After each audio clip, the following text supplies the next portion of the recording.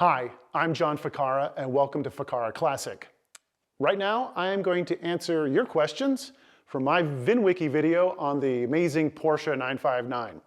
Now, my camera only records for 30 minutes, and you know how much I can talk, so I'm going to get right to it. But first, I'm going to ask you to subscribe if you haven't yet, because after I get 1,000 subscribers, I'll be able to do this live and react to all my VINwiki videos live, which will be a lot more fun. And as an added bonus, this 959 poster behind me is going to go to my 1,000th subscriber, whoever that lucky person is. And let's get to it. Does the front end lift at speed? No. The 959 is a zero lift body design, which means it doesn't have lift and it doesn't have downforce. It's completely neutral. And that's part of their philosophy going all the way back to the 60s, of the 907, 908. Low drag, low resistance, top speed kind of cars. And zero is a nice place to start when you're building an homologation car for racing. You're starting totally neutral. Can this car be red? Thank you for that. And for those of you who know what that means, yes, they could be red. They could be red, they could be white, they could be black, they could be silver. They have special order colors, but yes, they came in red. Tell us about the 959 racing histories, Le Mans and Paris-Dakar. Okay, that's a whole video unto itself, so I'm going to do the world's fastest version of the 959 racing history. Again, 959 was a homologation car for Group B, and that included road racing and rally. So it wasn't just a rally car, it was both. But road racing really didn't happen, so that's what we've lost to history. But it did have a career in both, very short one. In road racing, it was called the Porsche 961, and it was basically an evolution version of a 959. And that car raced at Le Mans in 1986, and it would win its class, and it would take 7th place overall. And it was an amazing kind of mic drop. Boom, 959, went road racing, crushed it. That particular car went back to Le Mans, caught on fire in '87, and they've restored it, and it's at the Porsche Museum. It's kind of amazing. On the rally side, the car never went Group B racing. It was out too late. Group B was done in 1986. So in 1986, they took it to the Paris-Dakar. And the Paris-Dakar, if you don't know, again, look this up. It's an amazing race. It goes from Paris, France, all the way to Dakar in Africa. And it's a multi-thousands and thousands of miles and thousands of kilometer race. And it's like moonscape. It was an amazing race. About the most brutal thing you could do to any vehicle. And about 300 vehicles would leave Paris, France, and only a few would arrive at the finish in Dakar. So in 1984, Porsche won with the 953, which was a 911 with kind of the 959 four-wheel drive system in it. So they decided to take the 959 to it in 1985 with the Carrera engine because they didn't think the twin-turbo engine was up to the deal just yet. That did not go well. 86, they go back, 959, 959 engine, and lower to 400 horsepower because of poor gas. And they take 1st, 2nd, and 6th. Now, 1st and 2nd is staggering. That's unbelievable. But I was always impressed with 6th place because 6th place was the parts car. That was the car that, if somebody in front broke down, they'd pull up and be like, yeah, take my wheel or my windshield wiper or whatever, and boom, and you're off. And they would follow and get repaired and let the front guys take off. So for them to say 6th place is absolutely stunning. So that was it. That's your really super short 959 racing history. I am a Ferrari fan, and I'm still wondering how Ferrari plan on beating the 959 with the 288 GTO. On paper, it just doesn't make sense. No, it doesn't make sense. Porsche threw everything at the 959, and Ferrari built a fancy 308. But they're Ferrari, and they're racers, and they're really good at it. So you know they had something up their sleeve. And they eventually did build a 288 GTO Evolution version of it, and they built like 5 or 6 of those in like 85, I believe, and they were really cool. So I imagine that's what they were building to go up against the 959. Unfortunately, Group B road racing never happened, so we didn't get to see that conflict. There are 3 doors on the fender. There are 3 doors on the fender. What are the 3 doors on the fender and hood for? So there are 3 doors on the car. There's one on the hood, and there's one on each rear fender. And the front one is for the gas, the rears are for oil, and for hydraulic fluid on the comforts, because the comforts had an hydraulic suspension. So that's what those 3 flaps for. So you'd hope that your guy in Jersey filling up your tank wasn't been like boom and filling up your oil with gasoline. But that's what those 3 flaps are for. Okay. There's an orange light on the left of the tack and a green one on the right. What are those for? Well spotted. The left light is for the adjustable dampening and the right is for level control. And those controls for those are down by the shifter. Those are the warning lights for them. Did Porsche ever consider making a drop-top version of the 959? Not that I have ever heard of. Although there was a car that crashed in Switzerland a few years ago, and 959, picture of it on its roof, just all tore up. And I was thinking, man, how cool would it be if guy was like, screw it, boom, cut the roof off, make it a convertible. That would be cool. I don't even know if it's possible, but it would have been really, really cool. How does the Porsche 959 suspension actually work? Well, that's another long question. I'll do it really quick. You have basically 2 shocks at each corner. One of those on each corner is a dampener. And this is the comfort. The Sport didn't have this suspension. And it had a hydraulic cylinder in it, so it would allow the car, with a turn of the switch, that the car could raise a few levels above its normal suspension ride height. And in the front of a 959, if you open the hood, it's very flat. It goes really straight. And the reason for that is it's not like down with a 911 and there's a spare in there. All that space is taken up by is all the technology, and most of it is the pumps. You got a lot of hydraulic pumps and things going on to manage that entire system, which is the reason the Sports are so much lighter. But that's essentially it. It's an electromagnetic hydraulic suspension with one on each corner. Okay. Which is really faster, the 959 or the F40? And there's another question about something like that. You want to know how many cars were offered with the 530 metric horsepower package and why it wasn't considered the fastest car in the world if it go 209. So I'll put those together.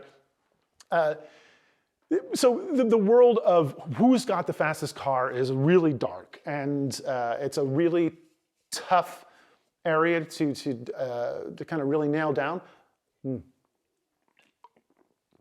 But going with what I know, the 959 Comfort had a top speed of 197 miles an hour, tested in period.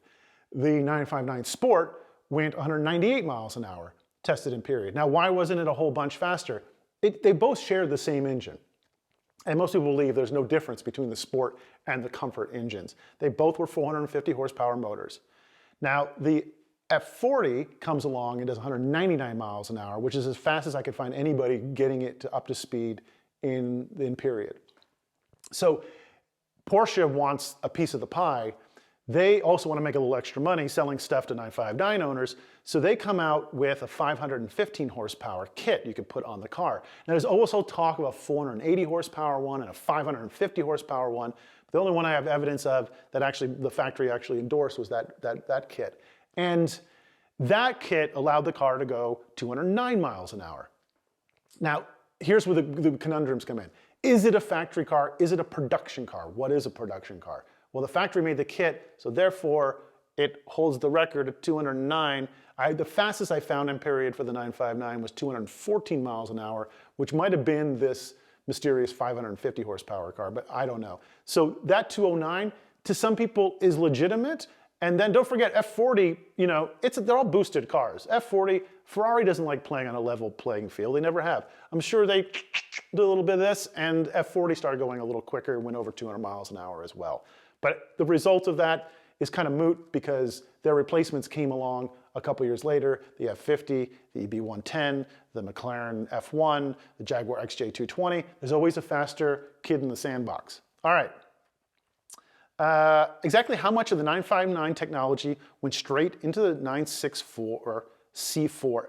It seems most people are confident the 964 all-wheel drive system was lifted straight out of the 959, but I have a hard time believing those claims. And that's also similar to a question, does the 959 have commonality parts with the 911 of the era, the 930, or maybe the 964? So I have to tell you, the people making those claims are pretty legitimate. The 959 didn't share any parts with the 930. You know, it had the roof, windshield, doors, all that has similar profile to the 911, but it was a bespoke handmade car. That car was handmade. It didn't take a part off a 930 and put it on a 959. The 964 came along in 1989, a year after they stopped making the 959. It benefited a lot from the 959 technology. Part of that was the four-wheel drive system. So they got a simplified version of the 959 PSK system and didn't have the variable torque split that the 959 had, but a lot of the parts were the same. So those 964 guys, they can make that claim. They have a little sort of a miniature 959 system going on. What was your favorite spec on a 959 and interior exterior color? Well, I'm the guy who loves like the first version of things and the last version. Like I like it as it came out of the artist's pen, like the first Lamborghini Countach, you know, before it got all crazy, like the first version. So I have to say whatever the earliest comfort I could get my hands on, or the last version of like whatever Bruce Canepa's monster building at his shop with 800 horsepower. I'd take either. I'd take any 959. So if anybody out there needs a home for their 959, I've got garage space and I'm totally willing to take one. As far as colors, I'd have to say I'm not really a black, white, red, silver kind of guy, but there was one I've seen that had a paint job. So the original prototypes, I'm never going to get this in a half hour.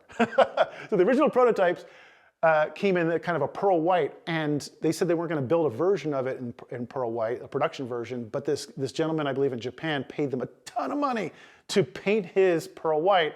I saw that car, photographed that car. It is gorgeous. I would have the pearl white on pearl white wheels. It's so 80s, so very, very cool. All right. No 959 discussion would be complete without the two men who ushered the car into Porsche legend. Peter Schutz, who was the Porsche CEO, and Helmuth Bott, who was the chief engineer at Porsche, both of whom pushed the idea, concept, business case to the board. The 959 was the dream Porsche supercar. And that's not a question. That just needed to be read. I really like that somebody wrote that because yes, without those two men, we wouldn't have a 959. Without them, there might not even be a 911 these days. Helmuth Bott was a genius and did amazing work, and Schutz's leadership, even through the dire financial straits of this car's cost, he followed through and finished the 959. Neither of them are with us anymore, but which is the beautiful thing about building things is that their creations live on and we get to appreciate them. So thank you, both of you gentlemen. I've always heard show and display. You say show or display. What is correct? Well, it's show or display. And how do I know? Because here's the show or display law. It says show or display all over it. Usually when I see show and display, I kind of wonder if the person's done their research. That's kind of I did my research on Wikipedia kind of a thing.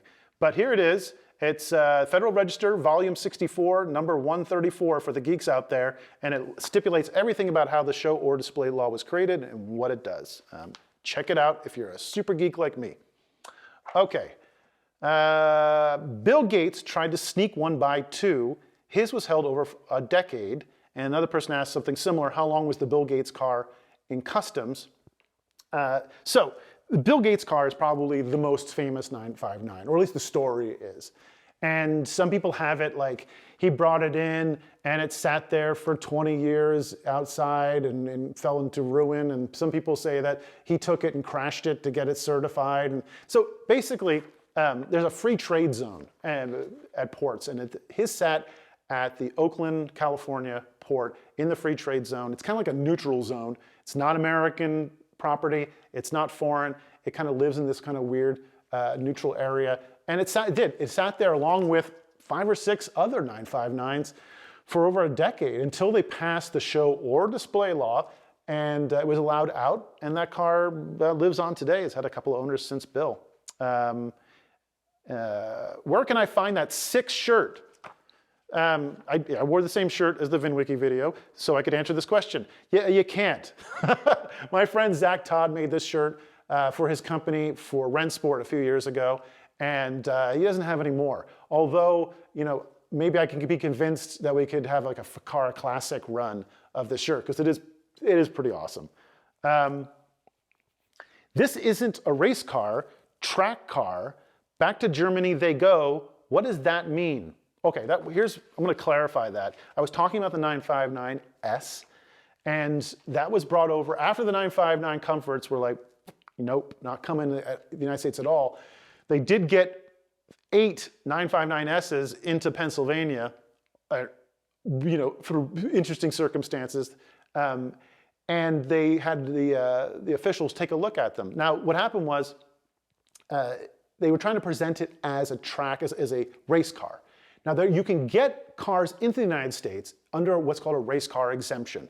Like if you have an FIA license or a race team, you can say, I want this car, we're going to bring it in, it's never going to drive on the road, it's never going to have any kind of low driving speed ability, it's never going to be registered, we are bringing it in, and that's all it's ever going to be. You make that promise and you can keep the car in the United States. And that's happened plenty of times over the years. So Al Holbert, who was bringing them in, you know, ran Porsche Motorsports for North America. He was legitimate.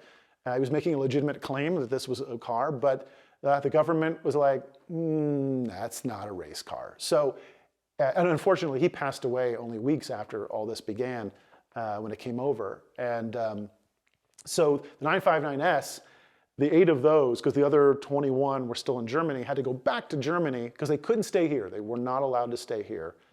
They couldn't be sold. They were not track. They didn't have a track day exemption, so I mean a race car exemption. So off they went.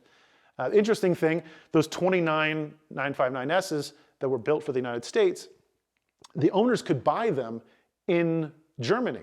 They just changed the contract. So if you want to come pick it up in Germany, you can still buy it. And they were $295,000, and you had to put a $60,000 deposit on the things.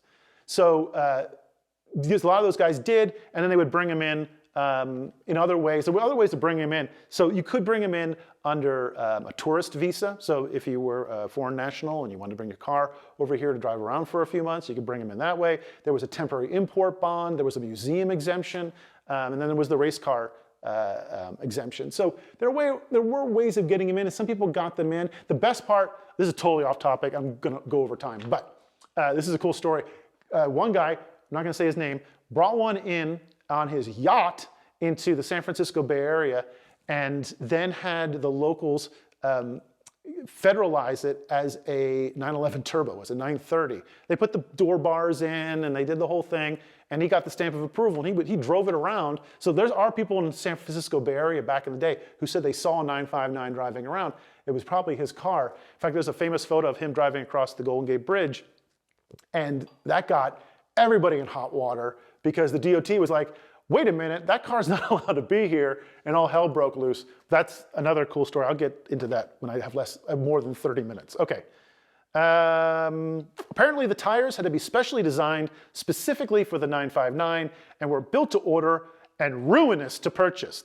I love that turn of phrase, ruinous to purchase. Do you know how much they cost? I heard it was 1,000 pounds each.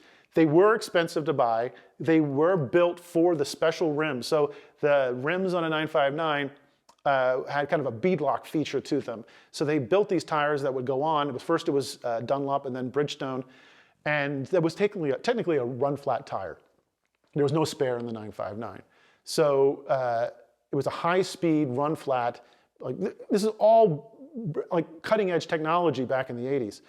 And they were expensive to buy, and then they stopped making them. So if you had an old 959, you couldn't get tires for a long time until there was enough demand to get them made again. And then Bruce Canepa made a rim where he took off the beadlock function, and he put on modern Michelin tires, and they drive them with like that today as well. He also made an 18-inch rim on them, which was on the prototypes, which look really good, and those are pretty cool as well. All right, where were we? I heard the Mercedes-Benz 500e was produced on the 959 assembly line. It sounds like there was some time between the last 959 and the first 500e. Can you confirm this? That's a really geeky question. I love it. So the 959 was produced at Bauer, not at Porsche, and they built the bodies. There's actually a Bauer number on each car that's hidden underneath the front carpet. And it's wild because the numbers don't correlate to the VINs at all. I have a really in-depth VIN database for 959s, and I also have the Bauer numbers, and they don't make any sense. It was like they just took one off the shelf and put a VIN number on it. But they were built at Bauer, and the 500e, for those of you who don't know, the Mercedes 500e was built by Porsche. They had room on their assembly line in the early 90s. They were broke, and essentially, and they needed somebody to work. So they built the 500e at Porsche at Zuffenhausen, and those cars are going up in price pretty rapidly, and they're pretty cool. People call them the Porsche Mercedes. Okay, what do you think the 959 would be if it was developed the last few years and came out right now? Well, it would be the 918, wouldn't it? I mean, it would be all the technology they could throw at it. I mean, currently, that's the 918. The 959 would have lived probably, if they had the time and the money, for what, 5-7 years, like most cars do, and it's replaced by something even better.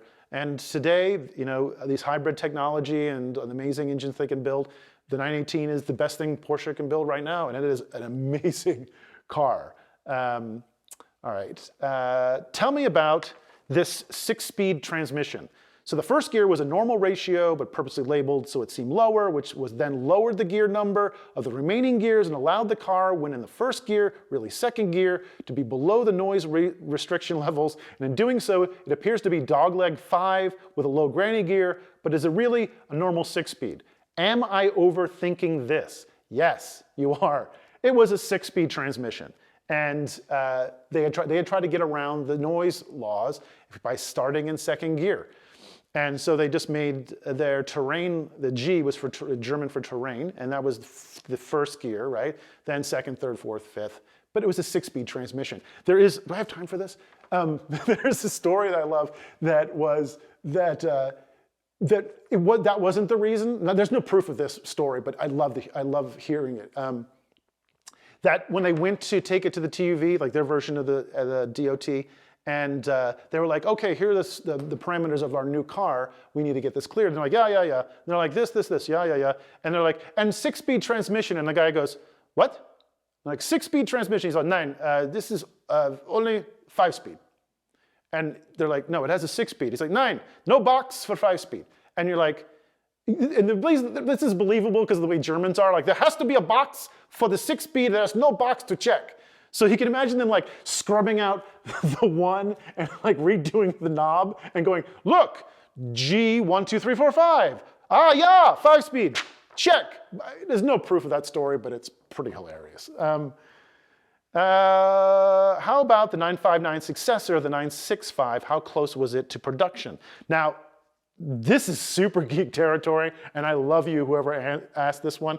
So the 965 was, 1984, they already knew that the 959 had gone sideways as far as financially. So they were looking for a cheaper version of the 959 and make it affordable.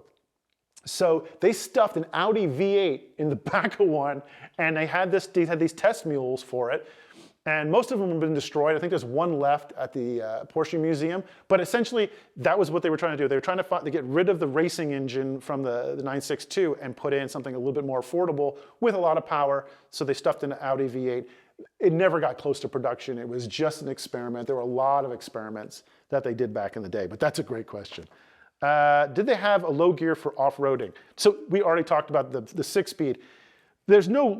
You don't have to homologate gears. So the idea that the first gear was put there so you get out of a sandbog is silly. If you went racing rally or you went road racing, you would set up your transmission with whatever gears you wanted so you could have the optimal driving experience. So the first gear was low, but again, it was just like a 964. It's the first gear, similar to its first gear 964, up to 35 miles an hour. If you're trying to climb a hill in San Francisco, you need first gear in a 959. How many were built in the 1990s? Good question. Were they comfort or sport? So a lot of people don't know that after 88, that was supposed to be the end of the 959, but they had parts on the shelf. And Porsche was in dire financial straits in the early 90s. Like in 93, they only built 14,000 cars worldwide. Like that was it. They built 14,000 cars. You cannot support a company on that kind of production.